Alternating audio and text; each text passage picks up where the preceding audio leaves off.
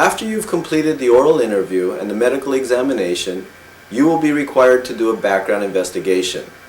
A background investigation is broken down into two parts. The written part, in which you're going to have to fill out a lengthy questionnaire dealing about everything in your past for the last 15 years. Prior employment, school, references, military experience, and a lot of personal things as well. The second part is the oral interview with the background investigator. I was fortunate enough to have been a background investigator and have done many background investigations for my city. And through this, I've learned a lot of helpful hints which I'm going to give to you. Now, the background investigator is going to be a sworn peace officer, or most likely he'll be a retired peace officer who is very familiar with investigations. And he is going to essentially try to dig up everything he can on you, both good and bad. He's going to contact secondary parties to your references. He's going to ask around saying, do you know anyone else who knows this person? And he's going to try to dig up everything he can. So, the important thing to do is be honest. Everything you write down better be the truth. And everything you say to that background investigator better be the truth. Because what's going to happen with many agencies after the background investigator, you're going to have to go through a polygraph test. And again, you're going to be interviewed based on what you put down and what you said to the interview or what you said to the background investigator. So, if you write something that is untruthful, it's going to come out. And when it comes out, it's probably going to disqualify you. So the main thing is, again, as always, be truthful and honest. At some point in time, the background investigator will arrange a meeting with you and your family that will be conducted at your home. Therefore, make sure your home is presentable. The investigator will sit down with you and go over the questionnaire which you have submitted. He will have you elaborate on certain areas and may not even touch others. If you are not able to provide a certain answer at a certain time he asks you, then tell him that you will get it and get back with him.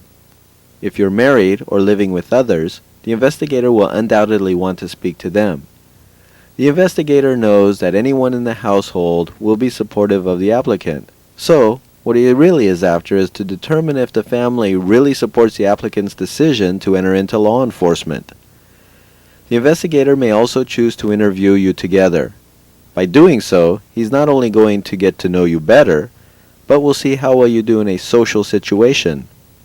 Just be yourself and relax. The background investigator will also attempt to interview your neighbors. He will try to find out what your neighbors think of you and ask them if there's been any past incidents, both good and bad. If you have been following the biblical rule, love your neighbor as yourself, then you shouldn't have any worries. If, on the other hand, you've had conflict with your neighbors, now is a good time to start mending the damage. The background investigator will also try to personally speak with people from your past employment. He's going to ask them what kind of worker you were. Did you ever steal or take advantage of the company? Did you receive any commendations or awards? He's going to look for the good and bad. The investigator will go back as far as 15 years and try to hit even your first jobs. Now, let's take some advice from a law enforcement officer. I'm Tim Lane, Sergeant with the Navajo Police Department in Northern Arizona. I work right on Lake Powell near Page, Arizona. I would recommend staying out of trouble, number one. Number two, getting the best education you can if your goal is to get into law enforcement. And number three, start taking classes and working towards that. And don't get in trouble with the law, number one, because we do all talk to each other and we find out what's going on. Background investigations today are getting really, really deep, really tough to pass. And if you did something or you're hiding something, it's going to come out. So I would recommend staying out of trouble and just doing what you need to do to get into this profession. If a cop wouldn't do it, don't do it. A background investigator is required to follow an outline sanctioned by the state. Within this outline, it asks the investigator to look for specific qualities in the candidate. Here are some key character traits that he will be looking for: appearance, good communication skills, problem-solving abilities, desire for learning and self-improvement, good observational skills, ability to work under pressure, decision-making abilities, interest in people, dependability, integrity, credibility as a witness in a court of law. Hi, I'm James Gredit. I'm with the LA County Sheriff's Department, and my tidbits of advice for joining a policing agency is: number one, stay in school and get a good education. Number two, stay out of gangs. And number three, keep away from drugs. Take care. Good luck. You will be required to supply the background investigator with various documents. He will usually ask you for copies to be included with the background questionnaire that you will be given. Then you will be asked to present the originals at a later date for verification purposes. Here is a list of documents you will probably be asked to turn in. FBI fingerprint card. You will be given a fingerprint card that you must take to your local police department or sheriff's department. For a minimum fee, they will take your fingerprints on the card and return the card to you after they have signed it. You will turn this completed card in with your packet. Again, you must have no felony convictions pursuant to Government Code Section 1029. You will also receive a state fingerprint card. This card is exactly like the FBI card as far as appearance and purpose, except it will be used to check your background with the state for misdemeanor convictions and arrest record. You must have a valid driver's license, since you may be required to operate a motor vehicle in the course of your duties.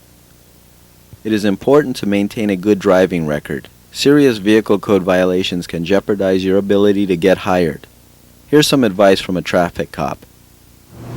I recommend that you not get any tickets if you want to do well, and it's very important that you have a good driving record. You're going to be a police officer, and so you might as well start now and practicing safe driving. That's all I have to say. This is Officer Thomas saying, don't speed in the city of Costa Mesa or I will nail you. Have a good day. You must possess valid auto insurance. Many agencies obtain a copy of your credit history themselves. However, you may be asked to get one on your own. Obviously, the background investigator is looking to see whether you are financially responsible or not. Do you pay your bills on time? Are you in debt over your head? Have you ever filed for bankruptcy? Do you spend your money foolishly or wisely, etc.? Your savings account and checking account will be also verified to see if they are in order and to verify their history. Obviously, a good financial history is what any hiring agency desires. But don't be alarmed if you are having financial problems. Everybody runs into financial difficulties now and again. You will be evaluated on how well you have handled or are handling your money. With this in mind, do everything you can now to clean up your finances. You must obtain a copy of your high school transcripts or GED equivalent. Contact your school directly and request a copy. You will also be required to provide official higher education transcripts from junior colleges, universities, or trade schools you may have attended. These transcripts will come sealed, so do not open them, but turn them in as is. You must show your official state-stamped birth certificate. If you were born after January 1st, 1960, you must show proof that you have registered with the Selective Service. If you have not registered, go down to your local post office and there you will find the registration forms. If you have served in the armed forces, you must present your Certificate of Release or Discharge Form, DD-214. It is also a good idea to include any military certificates, awards, or letters of appreciation. Anything that is going to make you look good should be included in the background package. If you are married, you must provide a certificate of marriage. If you have divorced or had a marriage annulled, you must provide proof as well. You must provide a copy of your Social Security card, which shows your Social Security number. If you do not have a Social Security card, you may obtain one through the U.S. Department of Health and Welfare, Social Security Administration. If you were born in the United States, your birth certificate is proof of your citizenship. If you were a citizen of another country, you must present documentation of eligibility for citizenship and that you have applied pursuant to Government Code Section 1031A and 1031.5. If you have already obtained your citizenship, you must show your Certificate of Naturalization from the Department of Justice, Form N550. And finally, here's a helpful hint. You should include any and all documents that you think will make you a more attractive candidate. Community services certificates, National Rifle Association gun safety certificates, letters of appreciation from former employers, honors, awards, or anything else you think will help you. My name is Officer John Jusmajan, Los Angeles Police Department, and I know you want to become police officers, and I have a few pointers for you. One, law enforcement experience. That's very important. You get that through doing volunteer work for the police department you want to enter, or that volunteer work could include maybe ride-alongs or working in the station helping the officers there. You also need an education, a college degree helps, or a military experience. And community service is very important also. Police departments these days are looking for individuals that are dedicated to their community. So you're going to have to do some volunteer work for your community.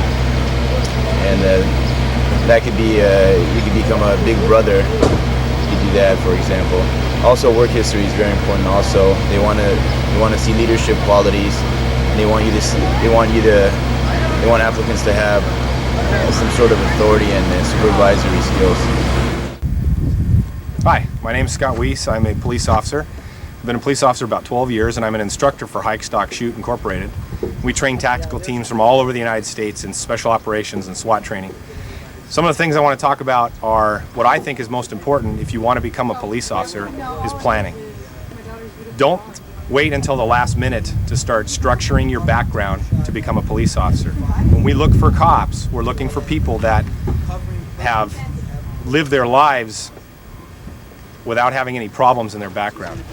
If you're 21 and you want to be a policeman, and at 18 you were messing around in high school, it's going to come back to affect you. So start thinking about keeping your nose clean when you're a freshman in high school, and that'll lead you on and on and on. If you keep your nose clean by the time you turn 21 or 22 or 23 and you want to become a policeman, you won't have any problems because of things that happened to you back in high school when you weren't thinking about your future. That's the number one thing to think about if you want to become a police officer.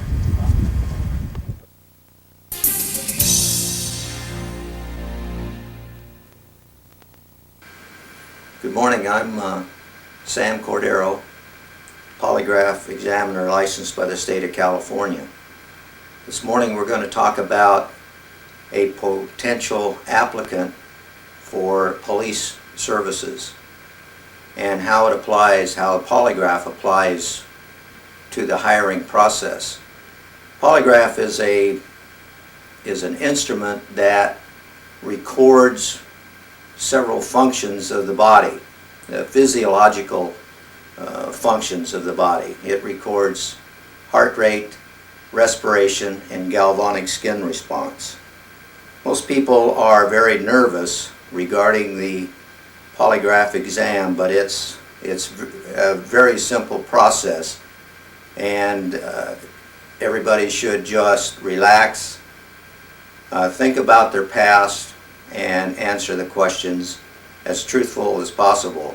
Most of the time, the examiner will start out with basic background questions, and in that process, the applicant has to be very truthful and thoughtful regarding his past or her past activities. Again, it's a simple process, but it's a thorough process that if an applicant is truthful, thoughtful, and relaxed, the exam should be no problem. Prior to the exam, there's the application that the applicant fills out that the examiner uses as a basis for his questions. If the applicant is truthful on that application, the polygraph process should be very simple and very easy to endure. Again, the tips on taking the polygraph test is be relaxed, be truthful, and thoughtful about your past history. It's no more complicated than that. The instrument is a medical approved instrument that just records the physiological functions of the body, and as the person relays their history, it records what physiologically is occurring in the body. If the person's relaxed, truthful, he shouldn't have, or she shouldn't have, any problem with the test. Hey, my name's Daniel Gore. I'm a police officer for the city of Fontana. I understand that you want to be a law enforcement officer. Part of that testing process is going to be taking a polygraph test. There's only a couple of things I can tell you about the test to help prepare you for it. Is obviously you're going to have to tell the truth. The computers are very advanced, and they can tell if you're deviating from the truth. You need to relax your breathing, sit there, stay calm. A lot of people say focus on one point on the wall. Don't try to control your breathing because it'll just make your polygraph longer. And I wouldn't recommend drinking or partying the night before because that doesn't help you out either. And that's about it. My name is Dave Schulman. I'm a reserve officer with the City of Costa Mesa Police Department. Regarding polygraph exams, most police departments do require officers to take polygraph exams. I myself, as well as every other officer at this department, has had to pass a polygraph exam to gain employment here. The one thing that I would say about polygraph examinations is to be comfortable and be yourself. And you're not going to be able to cheat the machine. What you're going to do is, it's a simple process. Technically it's simple. Basically you're going to be talking to the polygraph individual who's going to be working the machine. He's going to go over some questions that he's already gone over with you previous to your being hooked up to the polygraph machine. So nothing new is going to be asked of you during the polygraph. So the time to iron out any questions that you or concerns that you may have is the time to do it is prior to the polygraph itself. So the actual examination shouldn't have any surprises thrown at you. My name is Darren Robbins. I'm an officer with the Fontana Police Department. For anybody who wants to get into law enforcement, as you know, part of the process, the selection process, is taking a polygraph. A few of the things that I could suggest to help you pass the polygraph is if you've made some minor mistake in your life, they understand that you're human. As long as there isn't anything serious, just tell the truth, try to relax, and probably pass the test as long as you're truthful. A lot of people sometimes fail the test even though they're telling the truth because they let the test intimidate them and they get very nervous and excited. And that's what the machine picks up on is stigma and emotion and accelerated heart rate and things like that, accelerated breathing rate. So just relax and tell the truth. That's what they're looking for. Hi, I'm Officer Lynch, Los Angeles School Police. You're going to be taking the polygraph test. The best advice I can get is just to stay calm. It's a very unusual situation. Relax and just go with your answers. They'll try to make you change your answers, and don't feel you have to change them just to get by. Stick with your answers that you go in with, and you'll be fine.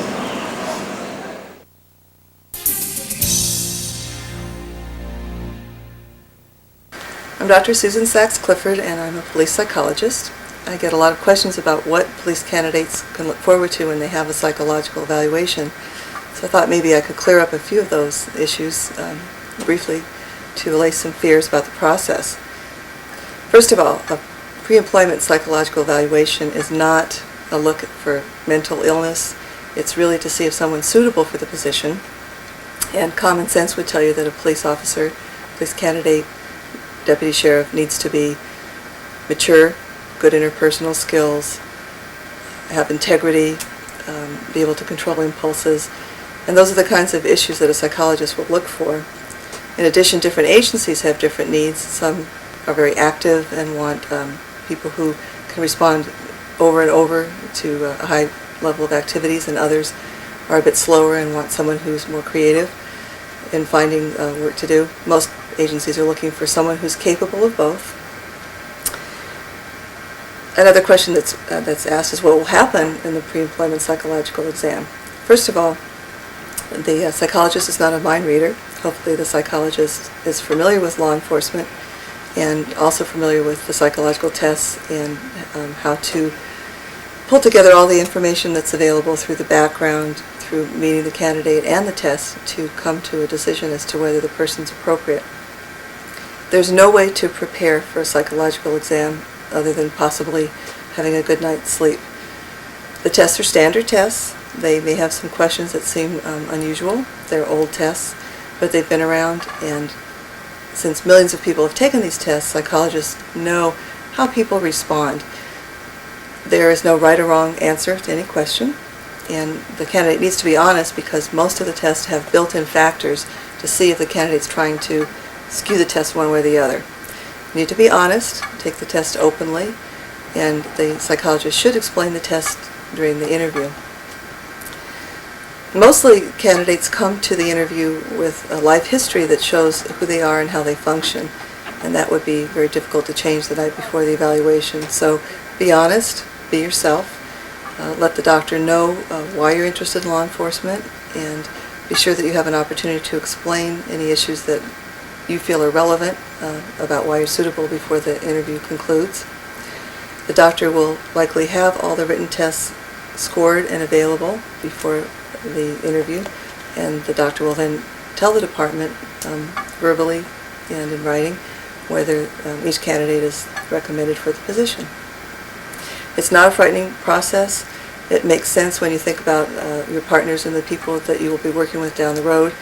Certainly you want everyone to be emotionally stable and capable, manage stress well, and so it's really to look after one another as well as looking after the public.